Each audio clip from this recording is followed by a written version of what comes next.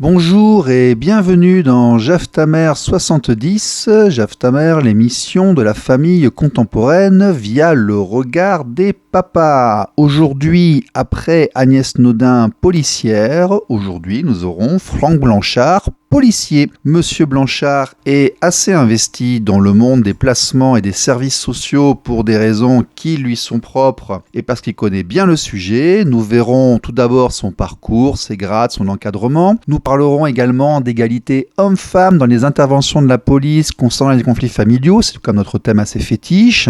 Nous parlerons des non-représentations d'enfants. Savoir pourquoi de l'intérieur les NRE, les non-représentations d'enfants, sont si mal traitées, reçues, prises par la police. Nous parlerons également des divorces dans la police au sein des policiers et nous entamerons le cœur du sujet qui concerne les services sociaux avec les placements, les abus, les dysfonctionnements et incompréhensions vus de l'intérieur depuis la police. Mais tout d'abord, pour se mettre un petit peu dans l'ambiance, ne bougez pas, écoutez bien ça. Voici maintenant le témoignage de la semaine.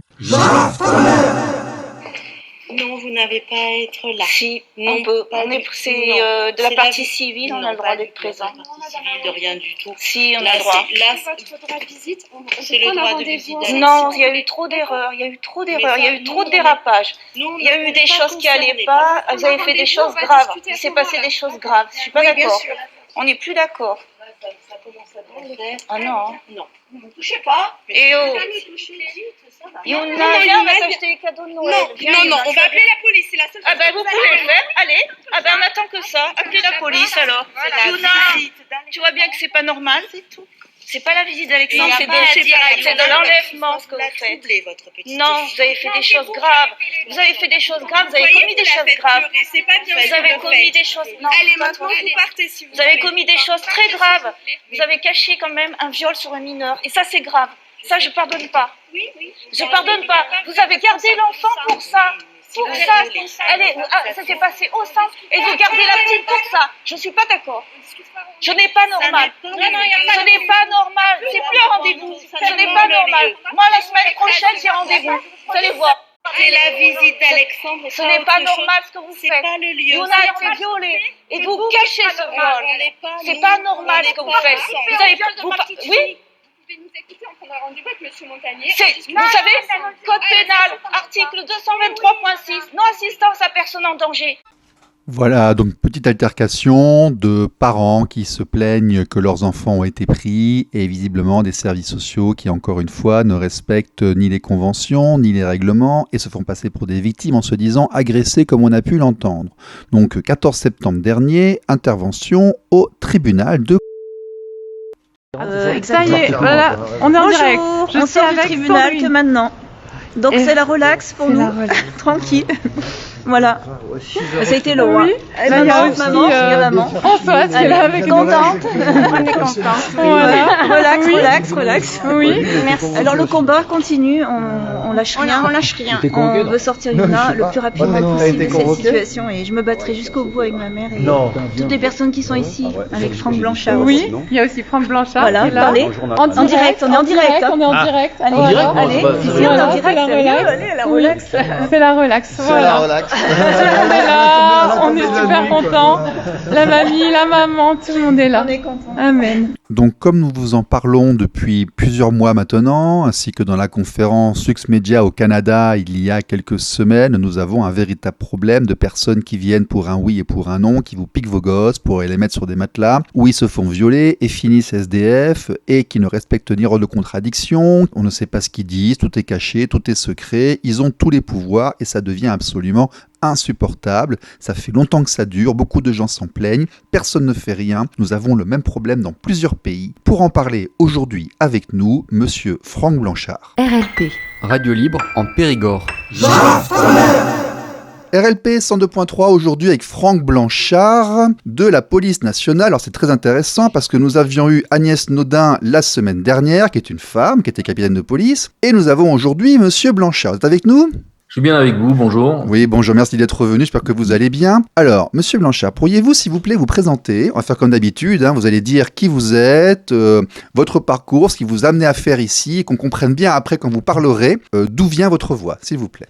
Voilà, donc je suis fonctionnaire de police depuis 1986, donc j'ai 35 ans d'administration. J'ai voyagé en France parce que pour prendre mes grades, j'ai donc fait des mutations pour prendre mes grades et non pas sur place. Ça veut dire que j'ai une vision, je peux estimer que j'ai une vision globale de la société au sein de l'administration. Et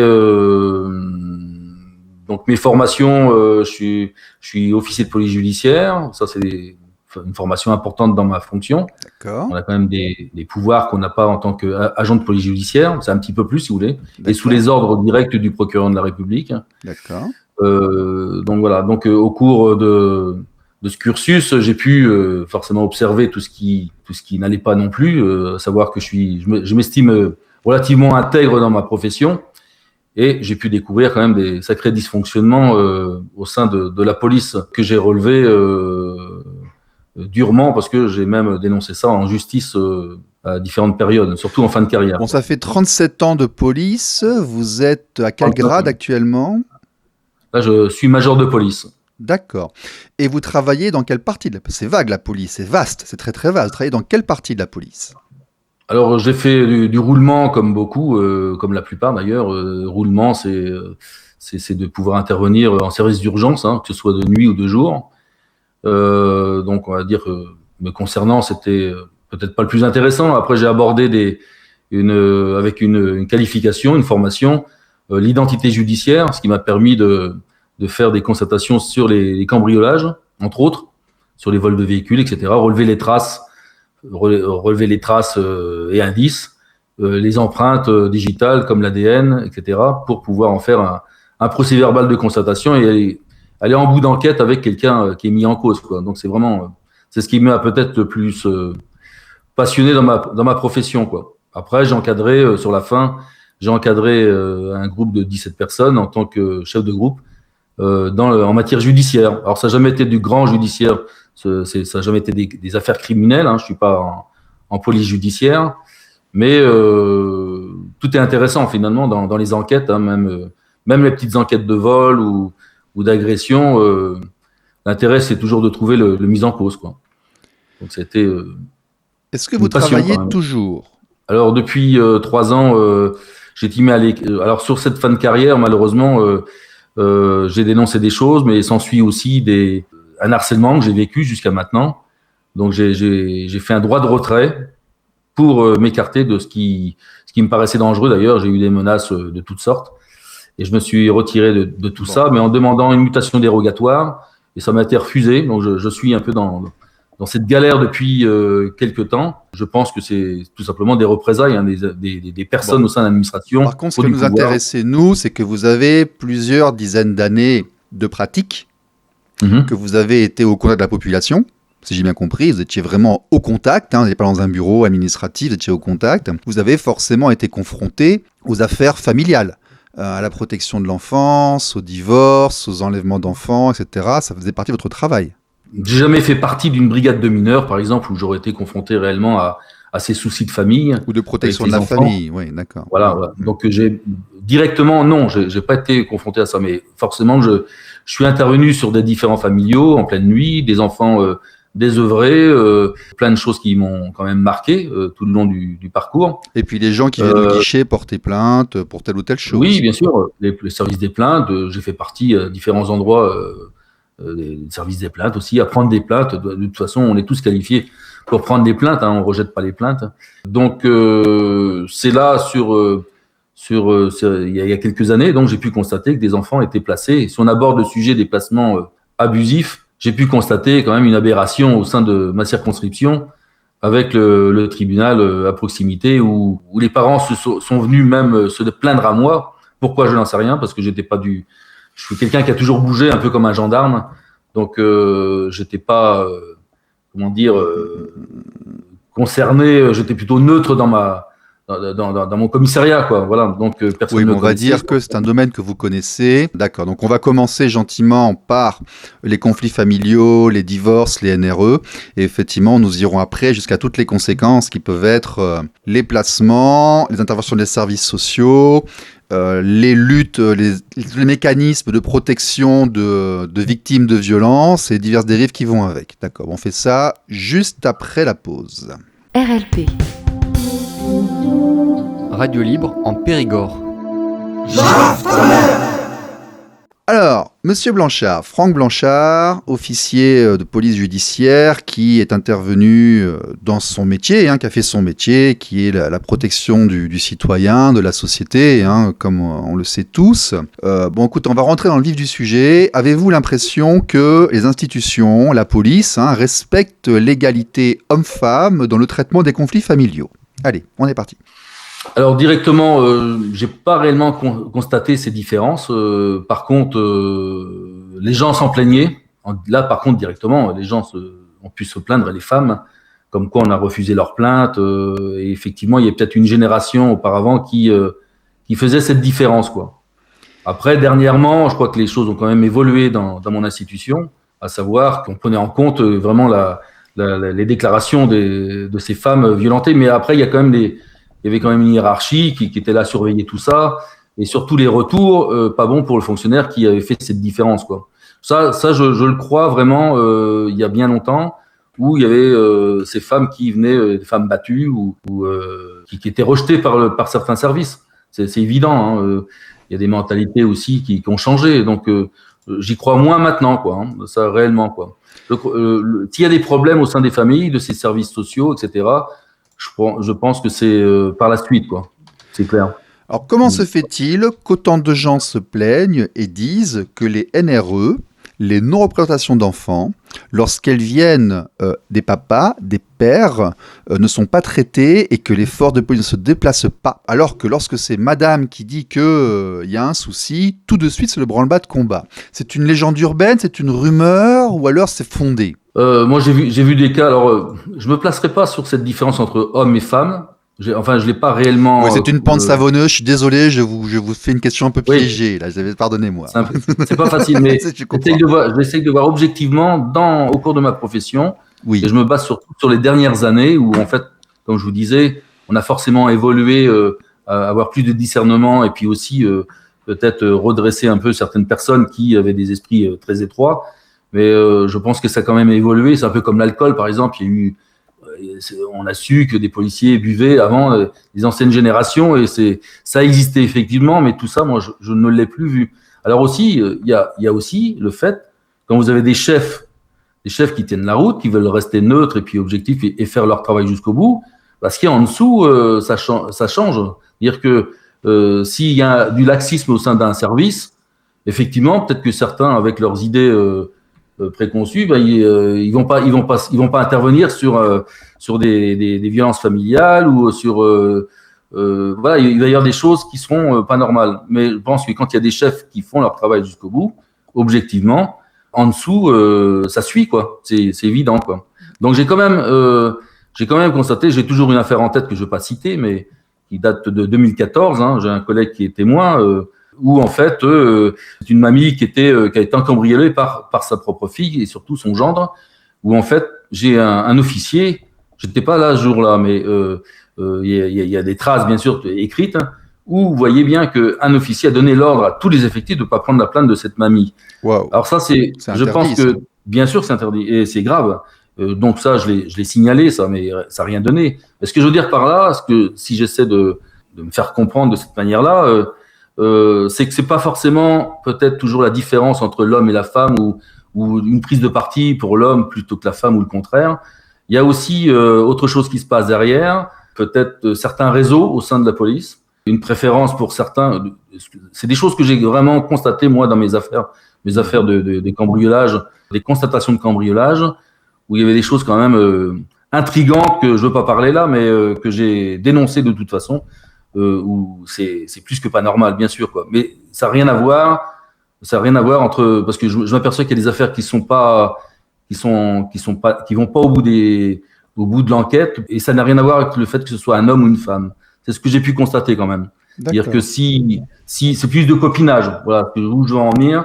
Si le papa, par exemple, est copain avec la police, ou ça peut être la maman, et ben finalement, il y a des choses qui se font anormalement. Ça, c'est clair, et je l'ai vraiment constaté, quoi. Dans les permanences, nous avons beaucoup de témoignages disant que le samedi matin, qui sont les week-ends de garde, lorsqu'on est papa popcorn, à 4 jours par mois, et moitié des vacances scolaires, donc les samedis matins et les débuts de vacances scolaires, il y a bien souvent la queue au commissariat ou à la gendarmerie pour les plaintes de non-représentation d'enfants. Et en permanence, moi, les témoignages qui me reviennent souvent, c'est on leur demande « Est-ce que vous avez un jugement ?» Or, l'autorité parentale est de fait à la reconnaissance de l'enfant, si vous voulez. Il n'y a que le procureur ou le JDE qui peut enlever l'autorité parentale, et le JAF, juge d'affaires familiales, ne fait que la confirmer ou la réduire avec motivation. Comment se fait-il que tous ces gens viennent me voir ensuite en disant « Mais je suis allé me plaindre, et il ne s'est absolument rien passé, ils ont fait une main courante, et puis ils se sont assis sur mes droits ». Ça vous parle, ça vous... Oh oui, ça me parle, mais...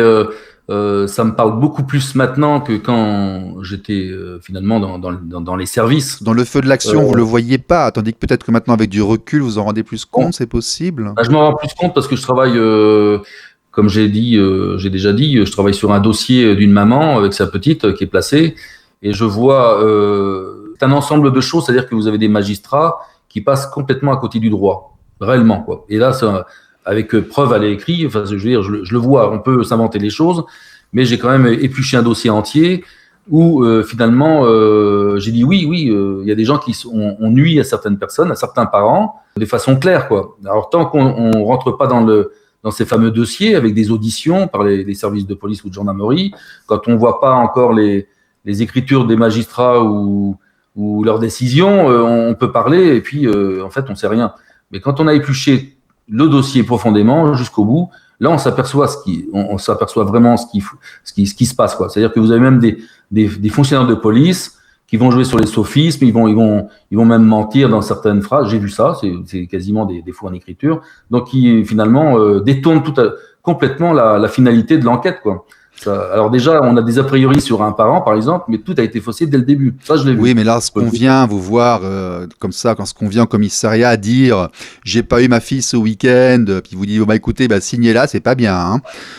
Et puis que, par contre, lorsque monsieur s'en va avec ses enfants et que la mère arrive en disant « Ah, j'ai pas eu mes enfants et tout, on va sur TF1 », il y a un petit 2 poids 2 mesures. Alors, on sait qu'il y a de l'idéologie dans l'institution. Au niveau de la magistrature et autres, on sait qu'au niveau du JAF, du procureur, il y a une idéologie. Mais est-ce que vous l'avez ressenti à l'intérieur du commissariat ? Puis après, j'arrête sur ce thème, on passera à un autre. Je l'ai ressenti, je vous dis, si des gens dans un commissariat se permettent de refouler, par exemple, je l'ai vu ça aussi. Et là, je peux pas m'expliquer dans cette émission pourquoi ils le faisaient. Je l'ai su après. Alors on aborde vraiment l'escroquerie pour certains. Je parle dans mon institution. Donc ça va très loin.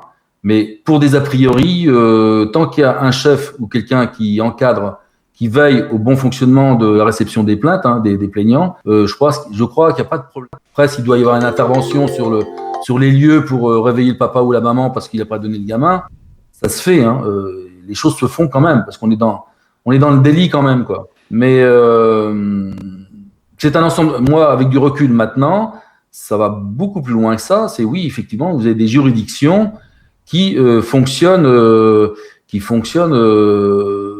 avec les problèmes qu'on peut apporter aux parents plutôt que d'arranger les choses. C'est-à-dire que tout le monde est plus ou moins complice et on va vers des services sociaux et on va vers même des placements d'enfants, etc.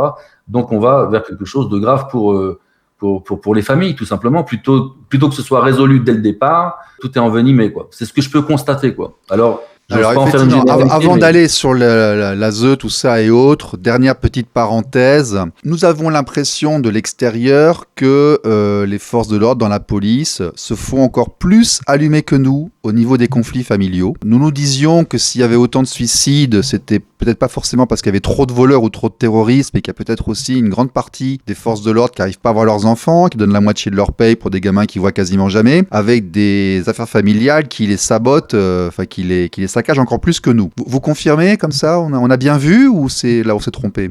Je pense que pour les forces de l'ordre, les fonctionnaires de police, quand ça va mal pour eux, ça va très mal, quoi. C'est-à-dire que on cible même leur famille. C'est-à-dire que il suffit d'avoir un problème au sein du service, ou de découvrir des choses qui sont pas normales et puis peut-être de l'ouvrir là-dessus. Tout peut arriver, oui, effectivement, ça devient sévère pour le fonctionnaire. C'est-à-dire que on s'attaque à sa famille. Il y a beaucoup de fonctionnaires de police qui sont divorcés, qui sont papa popcorn 4 jours par mois et puis qui donnent une pension alimentaire à madame, ils voient pas trop leur gamin. Ça je pense qu'il y a j'ai pas fait la compta, mais je pense qu'il y a du monde comme dans la société d'ailleurs, mais chez les fonctionnaires, il y a rien de facile parce qu'on a des horaires qui sont pas faciles. Vous êtes discriminés par rapport à nous, j'ai entendu ça. La dangerosité, le stress pour madame. Ouais, il y a tout ça, il y a un stress que vous ramenez, des horaires je vous dis, qui sont pas faciles parce que moi j'ai eu plusieurs horaires mais décalés parce que ça changeait au cours de ma carrière.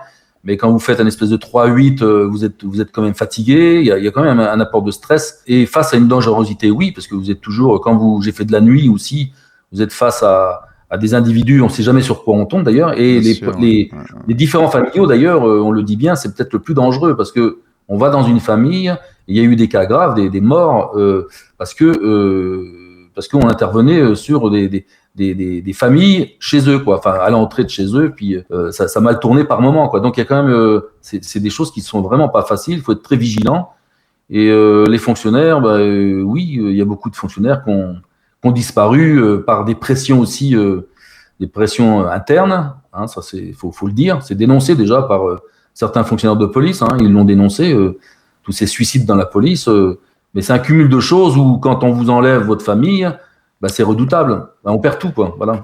On est vraiment. Je pense que le fonctionnaire, il peut être tout seul. Il peut être vraiment.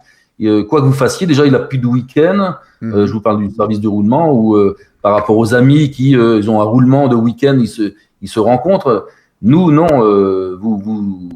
Vous avez un week-end c'était un week-end toutes les 6 semaines, je crois. Par exemple, où tout est décalé, quoi. Déjà, rien n'est facile de ce côté-là, quoi. Enfin, faut vraiment. Dans ces conditions, il n'est pas évident de demander la garde de l'enfant, donc de l'obtenir, plus, ni non plus d'avoir la résidence alternée. Moi, je comprends. RLP, Radio Libre en Périgord. Alors, RLP 102.3, aujourd'hui avec Franck Blanchard, toujours 3e partie. Donc nous avons vu un peu son parcours, son travail, la résolution des conflits familiaux, toutes les questions qu'on se pose nous en permanence. Pour une fois qu'on en a un de chez vous pour répondre, on est content. On peut savoir d'où viennent nos grandes interrogations et autres. Je voulais maintenant vous demander, votre avis de l'intérieur par rapport à tout ce qui peut se passer avec les services sociaux. Parce que les conflits familiaux, c'est une chose, mais on voit arriver des assistantes sociales, des gens qui se mettent à placer les gamins ou à cacher un parent avec les enfants sans prévenir l'autre, en facturant au conseil départemental, sans forcément passer par un J2 ou un procureur. On comprend pas très bien. Vous, de l'intérieur, qu'est-ce que vous avez vu ? Alors moi, de l'intérieur, j'ai vu, là on est en 2013, où j'ai vu des parents venir me voir, voilà, parce que leur enfant était placé en ITEP, tout simplement. Alors j'abordais vraiment le sujet. C'était des enfants que j'avais auditionnés, ils étaient très intelligents, juste en face de moi, on a parlé, moi je parle avec même les mises en cause ou qui que ce soit d'ailleurs, je m'intéresse à la personne. Et puis je me suis aperçu que ces enfants étaient très intelligents, mais ils se retrouvaient en ITEP. Alors vous savez qu'une ITEP, c'est des éducateurs qui encadrent, donc à 13-14 ans, vous voyez les gamins partir placés comme ça, c'est fini, la scolarité est finie, enfin pour moi, on casse leur scolarité et leur futur métier sûrement, parce que on les place pour des bêtises. Et pour moi, c'est grave, quoi. Je veux dire, là, on est en train vous avez des enfants qui finalement ont besoin d'être compris plutôt que d'être encadrés par des éducateurs et puis faire leur vie comme ça.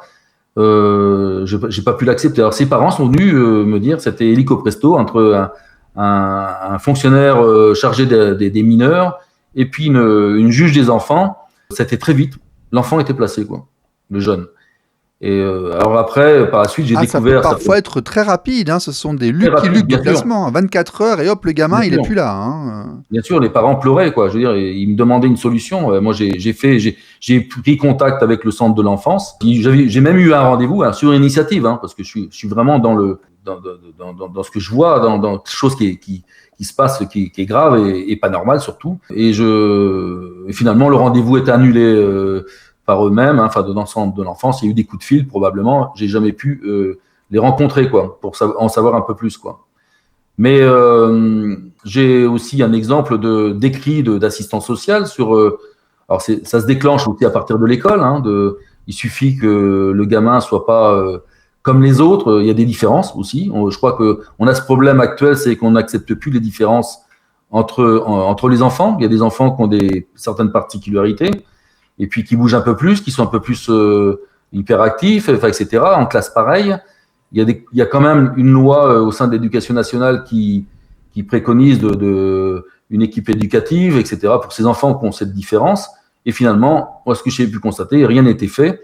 Et puis, on part sur un signalement auprès du conseil départemental, des assistants sociaux qui arrivent et puis qui font leurs écritures à leur manière, quoi. Alors, il y a une chose où je peux le comparer avec ma profession, c'est que vous avez jamais...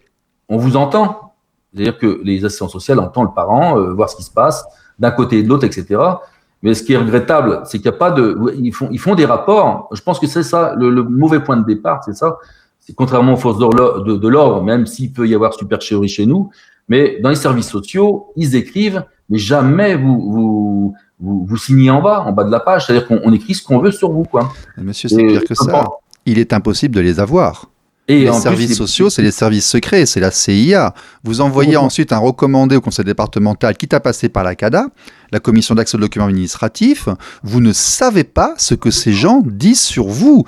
Si vous avez la chance d'avoir un document qui arrive, il est noirci. Là, comme les trucs du KGB, là, et vous ne savez pas ce qu'ils se disent entre eux. Et quand on regarde le nombre de centres où des personnes non professionnelles, non diplômées interviennent et mettent le nez dans les familles, ça pose quand même de grandes questions. C'est sur ça aussi que je voulais venir. Oui. Donc voilà, en fait, ces gens-là font ce qu'ils veulent. D'ailleurs, je le vois encore plus maintenant, parce que comme je vous l'ai dit tout à l'heure, j'ai épluché un dossier entier où je me suis penché sur l'histoire de Sandrine, où en fait, je vois vraiment ce qui est écrit, comment agissent les services sociaux. C'est eux qui commandent. Je pense que c'est eux qui décident à travers des rapports qu'ils amènent auprès d'un juge des enfants, par exemple. Et puis sans respecter le droit de contradiction. Voilà, le contradictoire n'est pas du tout respecté.